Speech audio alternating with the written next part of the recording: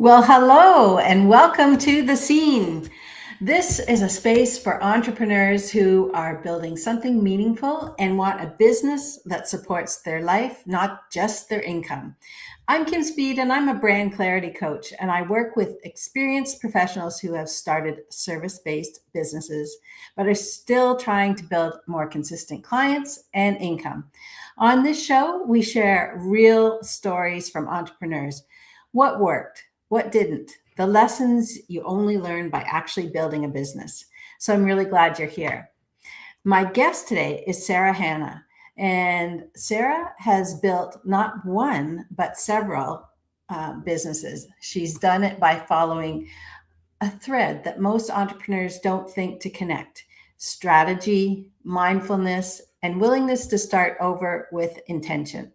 Sarah Hanna is the founder of Second Life Careers, SLH Yoga Wellness, and most recently, the Marketing Collective, a collaborative community for marketing entrepreneurs she launched in October 2025.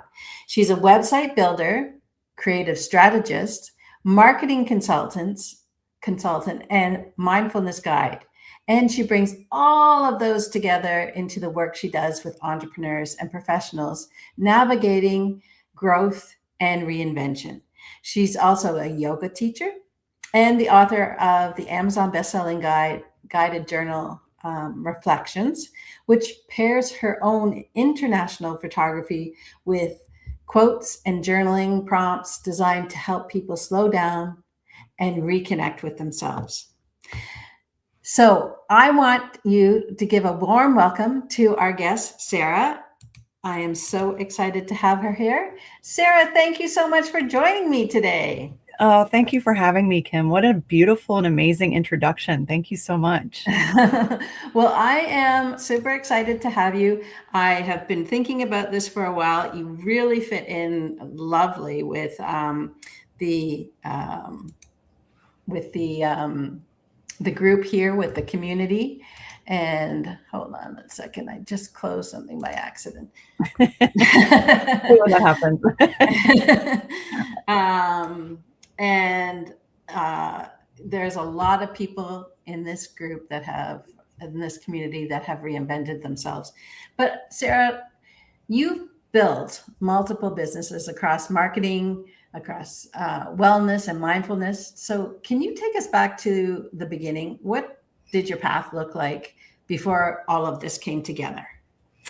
Well, I worked in corporate America for over 20 years in IT. I started out as a systems engineer and then went into sales, client relations and sales. Prior to that, I actually did internships, and that kind of ties into the marketing side of things. The sales marketing all comes together later, but I did a couple of internships where I got to do pagination and program design for music festivals and things like that. So then I ran marketing for a nonprofit in Manhattan as a volunteer for a couple of years too. So it all just kind of came together over time. And I realized I am a multi-passionate entrepreneur and love to dig into lots of different things.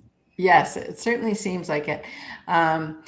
And Second Life Careers is such a specific and intentional name. Mm-hmm. So where did that come from? And what does a second life career mean to you personally? It came from it's really interesting. I actually do come from a line of entrepreneurs, which, you don't really think about or realize until you start doing it yourself. Yeah. And back when I used to go to networking events in Manhattan for work, I met a lot of entrepreneurs and I'm like, wait, how are they doing this? And I was, I was really curious. So I would meet with them and do one-on-ones. And I, again, was working for a company. I was like, how do I do this? How do I make this happen? And then to go on the woo side a little bit, I believe the universe provides, and an opportunity kind of appeared. And that was to actually to do something in franchise consulting. And in the franchise consulting and coaching space, I worked with a lot of folks, really experienced executives, people who were essentially pushed out, reorged out of their jobs, ageism, things like that. So I, made too much money, and essentially their jobs were either eliminated or whatever. But I ended up working with a lot of folks, and they were looking at, okay, what's my next career? And so as I was developing my business, I thought it's your second life and your second career. And that's kind of how all of that came together, was through the franchise consulting. And then as I have sort of shifted more back into the marketing space, and I decided that in 2022, when I started building websites, I realized the same thing was happening, where people had other careers or had other things going on, and they wanted to either launch something on their own. I was still doing a little bit of franchise consulting and coaching then, but really Right. helping people launch ideas either while they were still working full time and doing something as a side hustle, or launching a brick and mortar business, or a service-based business out of their home. And so it was really just, and especially during the pandemic, side hustles became a big thing. So Yeah. and we've really seen that take off over the last few years. We've really seen side hustles become businesses, become lucrative, opportunities for people. Right. Interesting that you say, you mentioned mindfulness and websites kind of in the same same space. Yeah. So I would love to know how you went kind of from the mindfulness and then thought and then connected that with I want to do websites too. And I know you're multi-passionate, but maybe just touch on that a bit. Absolutely. I mean, it all came. So during the pandemic, I shifted again, because nobody was really interested in franchises at that point. Everybody was a little bit scared Right. about what was happening. People were losing their jobs. And so it was really kind of everyone buckled down. And there were some instances where people were interested, but ultimately I then shifted into the yoga space and thought, I'm going to focus on teaching. And I built a new website for myself in 3 days, launched my business, and stayed teaching, shifted to online teaching with the studios I already taught for. And then because I built websites for myself and they heard about that, studios, I had a couple of people say, hey, can you help me with my website? And I was like, oh, okay. And so that sort of helped me go that direction and reconnect with creative marketing things that I love to do when I was, doing it for a nonprofit in the city, and then also doing it when I ran client relations and marketing for one of the companies I worked for. So it just kind of came full circle. It was kind of crazy how that all worked out and brought it all back around. Wow. And this brings me to another thing about bringing mindfulness and entrepreneurship together, because they don't always get mentioned in the same breath either. And you, are you working with mindful entrepreneurs, or are you helping entrepreneurs become more mindful? For the latter, Yeah. I think a lot of times we get overwhelmed by, as entrepreneurs, as a solopreneur, I'm doing everything, right? And there are Yes. many of us that are doing everything. And what I mean by that, I'm sure you know what I mean. It's you're managing all the services that you do, the clients that you work with, and the work that you do for them. But then you also have to manage your books. You have to Yes. do your bookkeeping and your taxes, and you have to promote your own business, do your email newsletters, your social media posts, all of that stuff, which really can feel overwhelming at times. So I have a regular practice where I meditate in the morning in my infrared sauna. It's a little pop-up sauna, but I meditate in the morning. And I try to take time for myself, even if it's just for a few minutes. If I'm feeling tired, I give myself that 5-minute break instead of pushing through. I think a lot of times, in my experience, people just push through because that's what's expected. And it's, and when you look at that, ask yourself, are you getting more done when you push through, or are you just pushing your mouse around and like shifting things around? And maybe take a moment to pause. So I actually have reminders in my calendar too, to remind me to pause with a specific like 5-step thing that I do that I got That's from, so smart. and I got that from the Power of Positivity. So I call it my tools in my wellness toolbox, because there are many, because sometimes they don't work, right? Like wherever you are in your mind or wherever you are in your day-to-day tasks, sometimes the thing you go to doesn't necessarily pull you out of that. So you just, you have to kind of keep doing things, get up and move, right? So Yeah. that's a huge thing. As a marketing person, as a creative person, I have 3 screens here. So as I'm sitting here and I'm doing things, and sometimes it's 3 hours go by, I'm like, wait a second, have I gotten up? And Yeah. so just get up and move, go outside. I have a dog, so I get to take her out for a walk here and there. I take her out every afternoon for a walk. Yeah. Yeah. But I That's think the so good. mindfulness is so important for sanity and Yeah. balance, and really looking at how much do you get done if you're just pushing through the day. Yeah. You know what's really funny is one of the tactics that I use for myself because I work at home, and it, people say it's great to work at home, but it's also a curse too because you'll just continue to work. But especially with these longer days, sometimes I get distracted because it's not getting dark. But I step outside now, and I pull some weeds. It's just a I small love that. thing, but I just pull some, and it's not like I get a ton done, but I get some fresh air. I look around and see what's going on, and it's just that moment. It's a bit tactile, Yep. um, and it's in my little bit of nature, and it's just that moment. And it doesn't have to take a long time. I find that is really actually helpful. It sounds kind of silly, but It doesn't at all sound silly. I think people like that's your go-to. I also call it, I love gardening too. So I like to get dirt in my hands dirty and play in yeah, the garden. But part of it is it's not a task that requires a lot of brain power. yeah, It's something that allows you to step away, kind of reset for a moment, catch your breath. As you said, take a deep breath, especially, I yeah, mean, we have gorgeous weather here in New Jersey right now. It's beautiful, but no, it's not silly at all. Whatever it is for whoever's out there, it could be jumping on the bicycle for 10 minutes, or take a walk around the block. yeah. When I worked at Hudson Yards in Manhattan and it was a stressful time, I would go take a walk down one of the piers and just walk the pier and walk back. And then I would be like, okay, I got some breaths. I got away from my chair and I in the computer, so it could be anything, Yeah. anything. I don't think anything is silly if it works for you. Well, and I love one of the things that you talk about. You talk about, or there's a quote you use, how we already do hard things. Mm, And I feel like, all day long we do things. And, hmm and so we need those moments of, kind of not hard things. But what does that really mean to you? And where did that idea come from? I think kind of circling back to the things we do every day, we've been talking about, the never ending list of to-dos, whether you're an entrepreneur, you're working full time, you're a mom, you're a family, you're running a household. The list goes on, but a lot of times we're always thinking about what we didn't do. We're thinking like, there's the list. We don't necessarily focus on the things that we checked off, or the things that weren't even part of the list that we already did.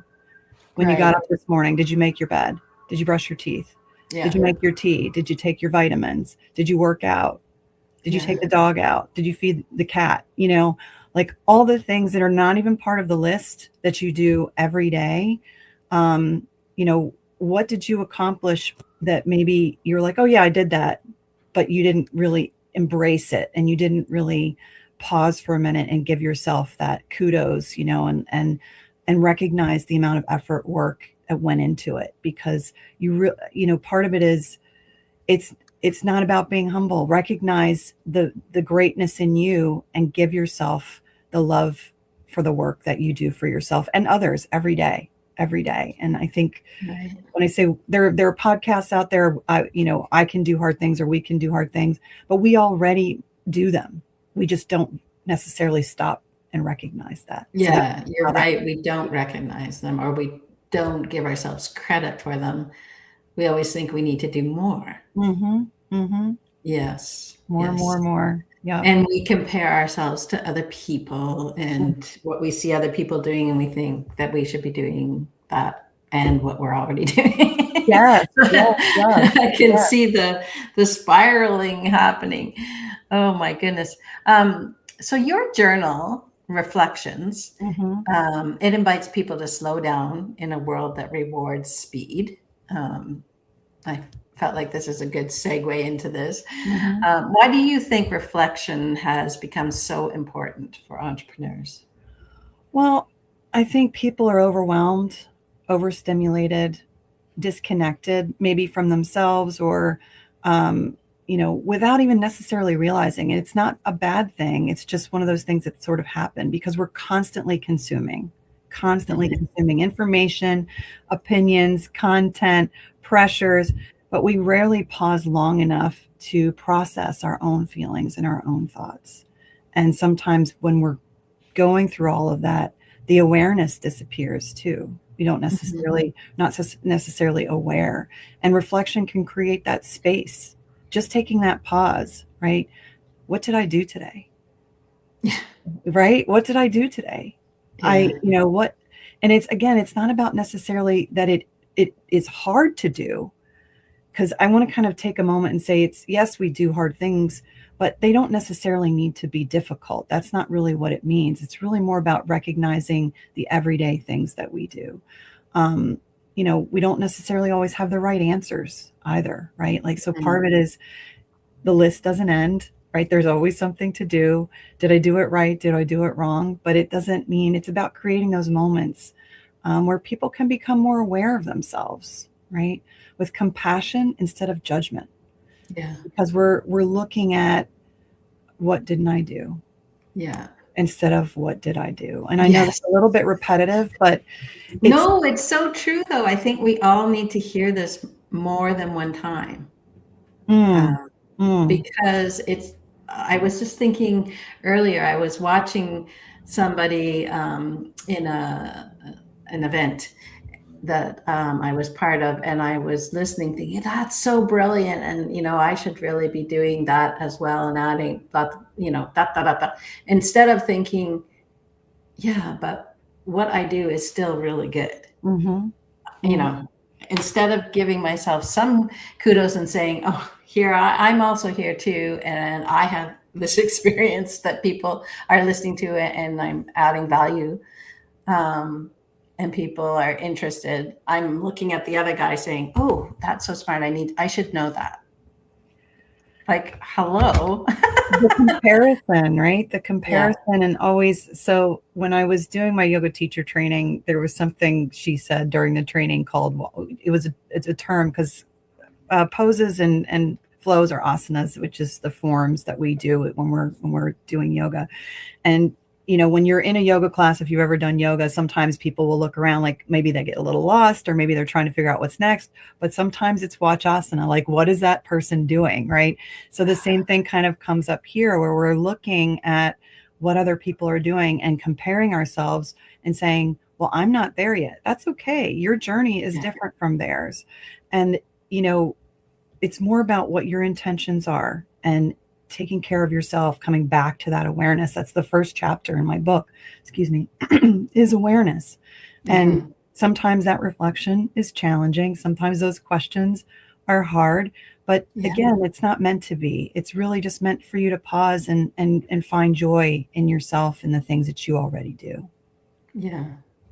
Now, speaking of finding joy, one of the things that you find joy in is photography. Yes. And you combine that actually with journaling prompts in your book Reflections, correct? Yep. I'll pull it. It's right here. You have it? Oh, Yes, I have awesome. it right here. So yes, it. So the idea, it had come to me before I was in India, but it was really kind of one of those. When I tell this story, it's like cheesy. I'm sitting on the banks of the river in the Himalayas, and I just had this idea about, journaling. Sometimes I have tons of journals. They're blank. Sometimes I've done the 5-minute journal, which is awesome because it's just really quick. And that's what mine is meant to be as well. Mine is meant to be quick in the sense of, there's a question, you can answer it in one sentence, or there are multiple pages if you have more you want to write. Or, you can use it if you're familiar with angel cards, you can use it in that way Oh, too, yeah. where you open it Right. and you just get what am I feeling today? Because there are 5 different chapters in the book, and you can open it up at any point and look at compassion. Where do I need to be more compassionate or feel like I need to be more compassionate?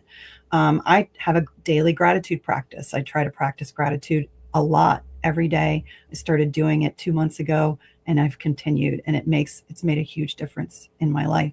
But with the photography, I just went to Thailand as well, so I got some more pictures. Um, it's really about with the journal. It was about aligning everything so that it can help people with wherever they are. Because sometimes when you open a blank page, it can be intimidating. Like, where do I start? Mhm. Like, Oh, where do I that's so begin? true. I did journaling for a while, but I felt like so I was like, okay, I'm going to write in the morning. And without some sort of guidance, sometimes it's too much of a chore. Hmm. It is. And I use angel cards with my blank journals too. I have, I don't know, 50, probably 50 to 100 decks now. And it's just, I have my go-to 10 decks probably that I literally keep around me all the time. Because sometimes when I'm done with my own journal, or I'm starting a brand new journal, I have an angel card journal, then I have, a gratitude journal. So it's just like wherever I am that day. But sometimes it's when you're drawing a blank and you need inspiration, that's what my journal is about. It's there to help you with the questions, or, in looking at different aspects of yourself. It's not sequential. You can jump in anywhere you want. But again, same idea with the angel cards is, let me pull a card, and if it speaks to me, then I'll write about it. And maybe it'll go, oh, wait a second. That was really something that was on my mind today. I'm going to journal about that. Yeah. So the idea was really to help people, and maybe people, I do speak to people like, you know what, I'm really not into journaling, and that's okay. Mhm. That's okay too. You could just use it for the photography. There's some beautiful pictures in there from all over the world, with the inspirational quotes from Buddha, Rumi, Marcus Aurelius, and Mother Teresa, and Eleanor Roosevelt, and all sorts of, folks in there, inspirational leaders. And, you know, it's about meeting you where you are. That's really what it's all about. Yeah. Yeah. I love that. Um, because I think that's exactly it. It shouldn't feel like a chore. It should feel like you're doing something that's helping you. Mhm. Um, and I love the gratitude. I think that's really helpful. I always found that's really helpful for me sometimes to think about, the things that I'm grateful for. Um, and I also think about, what is one good thing that I've done today. So I Mhm. laugh because I Yeah. used to talk to my kids when they came home from school, or, the end of the day when I got home from work, and I'd say, what did you do today? And, a lot of times, nothing, nothing. Now I laugh because my daughter will come home from work because she still lives at home, and she'll say, "Oh, what did you do today?" Oh, the usual, nothing. And I think, "Oh my gosh!" So It's like I our try go-to to answer, be, nothing. I didn't really do anything today. It's like, wait a second, hold yeah. on. Because I've sometimes done when they ask you, tons. you're tired, and you're like, if I have to list all the things I did today. Yeah, I know, exactly. But then, so I'm trying to be more intentional about saying at least one thing, and making it, I'm reversing roles. Mm, mm, So it's kind of funny. Um, so you've worked with a lot of entrepreneurs mm, who, they look successful on the outside, but they feel maybe disconnected on the inside. mm. So what patterns do you see in these people? Well, I mean, it sounds to me like you're talking about imposter syndrome a little bit, which I go through it too all Yeah. the time, because it's like, am I doing the right thing? How can I help people and make sure that they're successful? With the age of AI and how fast things are changing with marketing, I am so grateful to have all the mentors that I have. I've been building collaborations all year. That's kind of, I think my word for the year is collaboration. I still haven't really picked it, but a collaboration abundance, because Yeah. it because imposter syndrome is real, and it's hard. It's hard because, so, as we just talked about, what's that person over there doing? Oh, wait a second, I'm not as good as them. Wait, should I still be doing this? And so I think what it comes down is what you feel aligned with. How does it sit with you? Do you Mhm. feel like you're adding value? Do you feel like, you know, your purpose is such a broad thing to think about, right? when you get into starting to look at what's my purpose on this plane or in my life, that's philosophical. That's a really much bigger conversation. But I think when it comes to your business, it's what are you passionate about? What brings you joy? And if you question it, that's okay too. Yeah. Because everyone has good days and bad days, whether you're working in corporate for yourself or you're stay at home or whatever it is you're doing. It's like, where am I? Is this where I'm supposed to be? Yes. Yes. That doesn't, for me, that hasn't gone away. What that does is it motivates me to keep going, to keep moving forward, to keep learning more about myself and the people that I support. And my goal is to be of service and support to my clients and other people in my life. And that's what I try to live by. And that's pretty broad in itself. But as far as the imposter syndrome, I don't have the answer to that. I think there's a lot of folks I think it really comes down to connecting with yourself, being aware of yourself, what you love to do, and knowing that could change. Yeah. It's what actually I say to a lot of people now about their websites, right? So websites back several years ago, more before I started, I would say, doing this as a business, we're kind of set it and forget it a little bit, in the sense that, you could build a website and let it sit there. That's not the case anymore. Your website has to continue to evolve by adding new content so that you can be seen online. The same goes for your business. You need to keep evolving, and in whatever way that looks like for you. It doesn't have to be big, giant, crazy changes. Mm-hmm. It's just little things that help you stay motivated, knowing that you're enjoying what you're doing and delivering whatever it is that you want to do, if all that makes sense. I don't know, a little bit. Yeah, no, it does. It does. And I think, it's so true about giving yourself some credit. And really, I feel like that is one of our biggest disconnects, is just how we can so easily spring into negativity, and not realize, the power of what we do, because there's always, something better. So I want to transition this into another question about entrepreneurs and about even your business. How are you finding, or are you involving AI in your business to help you, or are you not at all, or what stage are you at? I would say I've been training ChatGPT for 3.5 years almost, and so it's kind of become a VA for me. I think had I not started using it, I would not have been able to grow my business the way I have the last few years. I'm slowly starting to work on automations and things like that. But that, again, it's one of those things where, and I'm also playing with Claude now. So I'm kind of pitting Claude and Chat against each other a little bit. But I am an advocate. I understand the risks that, and the fears that people have around AI. But what they also should think about is that they've already been using it for years. Yeah. Yes. It goes back to, was it the 80s when spell check came out? That's AI, right? Like spell check was checking to make sure that your grammar and your spelling was correct. I mean, that's simplifying it. But I attended a webinar a couple of years ago where they said that, and I was like, I never even thought of that as AI, right? So for me, one of the other things that people don't think about is their automatic vacuum, their little Roombas or whatever. Yeah, that's AI. For sure. Yeah. I think it has its pros and its cons. I know everyone's concerned about the data centers, and I get that aspect of it. Yeah. Because I'm an environmental person too, and very big on nature. So I get that aspect of it as well. But finding the balance, just like anything, right? Finding the balance with cars on the road, electric or gas, all of the things. Finding the balance, I think, is key. And AI is just the hot thing right now, right? Yeah. Like the internet was the hot thing in the 90s. Now the hot thing is AI. So, and it'll ebb and flow until the next thing evolves and comes around. Yeah.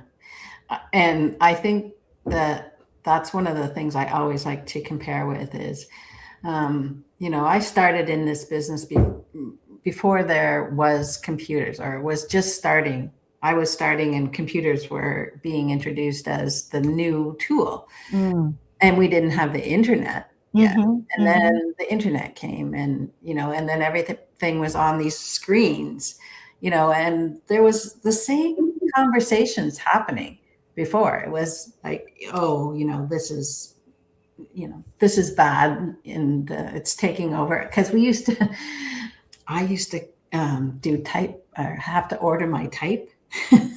I used to have to order type from there used to be a salesman that would Okay. come in and you would order your type and then you would place it down. And anyways, people these days would have no idea, but you used to have to order. And then if there was changes, sometimes I'd have to cut and paste. Anyway, so it got rid of those people, unfortunately. Mm. So they had to figure something else out. And yes, there will be evolving jobs, but that doesn't mean that they're not totally incapable of doing something else.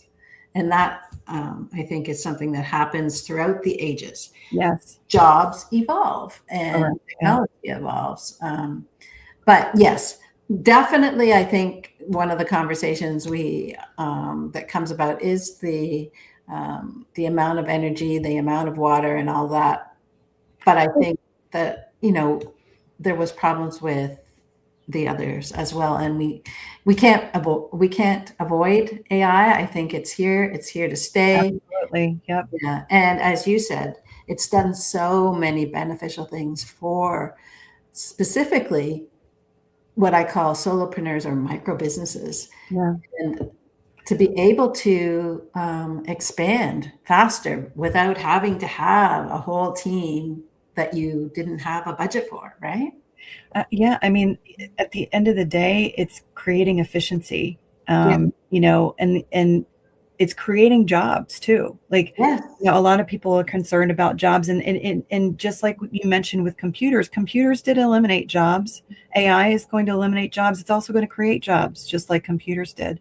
And Yeah. so part of that is the evolution. And some folks, change is hard, right? Change can be really hard, and it doesn't matter how old you are. It doesn't matter where you are, what stage in your life. Sometimes if you're comfortable, change is hard. And it doesn't matter. You could, be right out of college, go right into a job and be there for 5 years and be like, I'm comfy, right? Yeah. Or you could be later in life. But at the end of the day, it's really about, how do you handle change? Yeah. And do you embrace it? Do you look for ways to say, hey, okay, this thing is coming. I've got to learn, right? I've got to learn, and I've got to go with the flow. Or am I going to sit there, kind of plant my feet and essentially just get passed by? So I think that's one of the things, back to your question a little while ago, is the entrepreneurs that I see succeed are the ones that are willing to flow with the change. Right. And understand that that's part of business as well. And part of the evolution of business is understanding that change is inevitable. Now, I know that we're running a little short on time, but I would love to still get your thoughts on, because AI is the new technology, and the way a lot of people are doing business or bringing that technology into business to make it better. How does that technology work with mindfulness?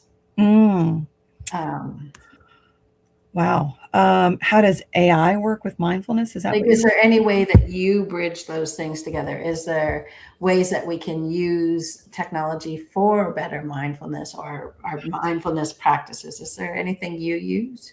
I mean, AI in general, I think it goes back to the efficiency side, right? So the goal is to let AI do the menial tasks to free up more of your time so that you can be mindful and do the things that you enjoy, right? Right. So I think that in itself creates the space for mindfulness, in that, that, like, I think for my taxes, for example, right? I had a bunch of stuff for taxes. I threw it into a essentially incognito or private mode of ChatGPT and said, hey, put all this together for me. Yeah. Instead of spending hours doing it myself, right? So it's about utilizing it as a tool to create, for efficiency for you. And then that allows you to have more time to do things that you enjoy, or to continue to grow your business in a different way. Maybe you want to add additional services to your business, but if you were kind of stuck in the weeds and the weeds, but I worked in the restaurant business for 10 years as well. So, if you're stuck in the weeds and you can't get out of the muck, then maybe AI can help you with that and free you up to be able to grow your business, or, start a new hobby or grow your hobby, which could then turn into a business. Like, who knows, Yeah. But I think that it creates the space for you to have a little bit more flexibility. Yeah. So another good point for AI, giving you that space to have more time for yourself. Anyways, it's just a little thing, a tangent that I go off on, and I'm just always curious to hear the different aspects of it, because there's no right or wrong, I feel like. There's not. It's really just whatever you're comfortable with. And I know plenty of businesses that have no involvement with AI, really. Yeah. I mean, they're using technology, but their business is 100% almost 100% word of mouth. Now, I will also say that Google reviews are a huge part of a lot of businesses. But I think that, there are people, depending on what the industry is, where AI doesn't come into play as much for them right now, but it doesn't mean that it won't in the future. Well, this has been a great conversation. And I really appreciate you taking this time. Yes. But if someone is listening right now and then quietly thinking, I think I need a second life career, what's the one thing you want them to hear? That they can do it.